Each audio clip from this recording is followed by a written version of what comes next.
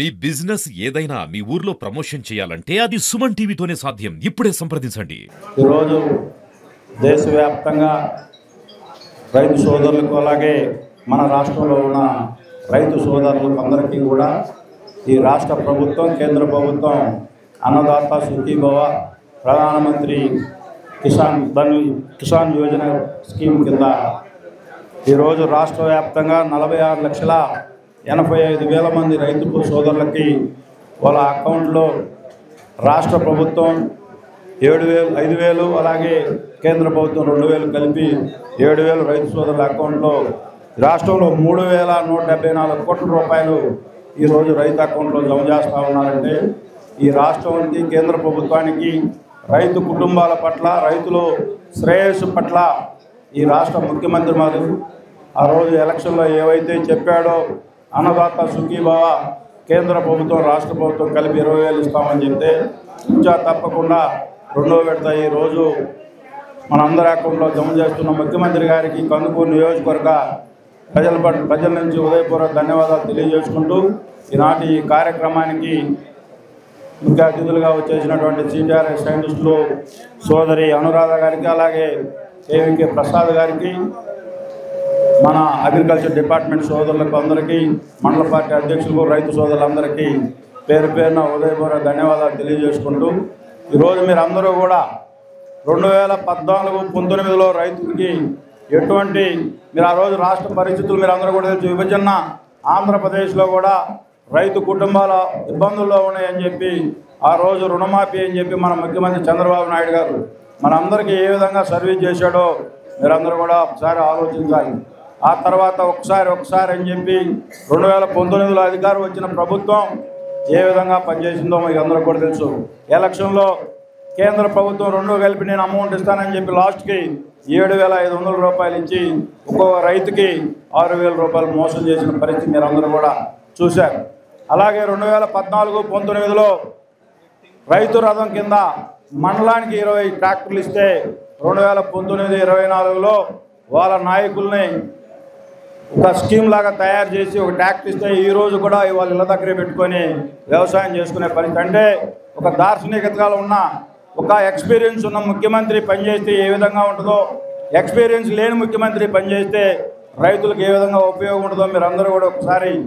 ఆలోచించాలని చెప్పి ఈరోజు ఈ రాష్ట్రంలో ఉన్న పరిస్థితులన్నీ కూడా మీకు తెలుసు. ఆర్థిక ఇబ్బందులు ఏ విధంగా ఉన్నాయి, అయినా కూడా రైతు కుటుంబాలు ఇబ్బందులకు గురి కాకూడదని చెప్పి ఒక ఆలోచనతో ఈ రాష్ట్ర ముఖ్యమంత్రి గారు తీసుకునే నిర్ణయాలకి మన అందరం కూడా సానుకూలంగా ఉండాలని చెప్పి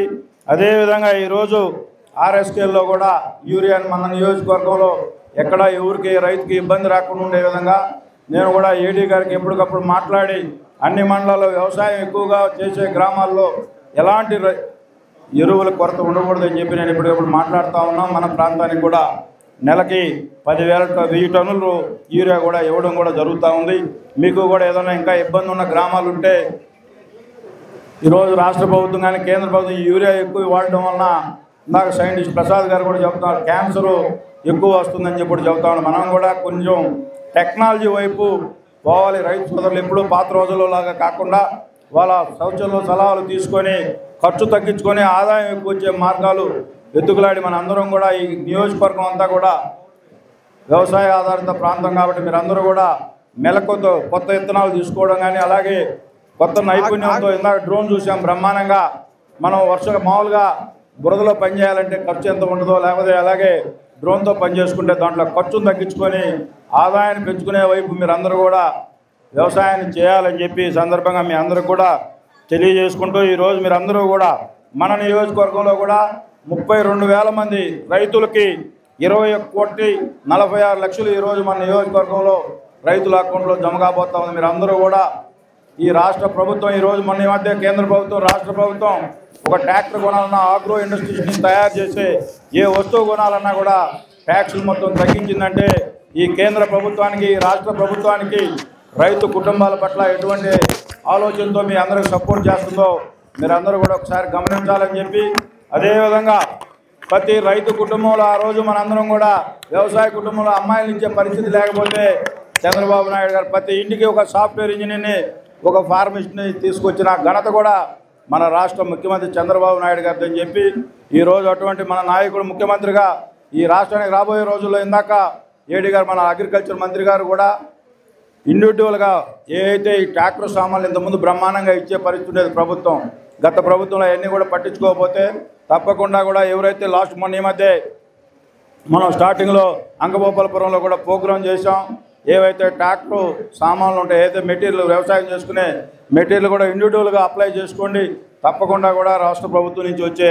సహాయ సహకారాలు మీరు కూడా తీసుకోవాలని చెప్పి ఈరోజు రాష్ట్ర ప్రజలను దేశ ప్రజల నుంచి మన ప్రధానమంత్రి మోడీ గారు కూడా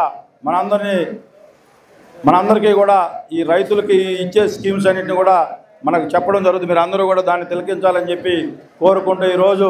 అన్ని మండలాల నుంచి వచ్చిన రైతు సోదరులకి సోదరులందరికీ పేరు పేరున ఉదయపూర్వక ధన్యవాదాలు తెలియజేసుకుంటూ సెలవు తీసుకుంటాను.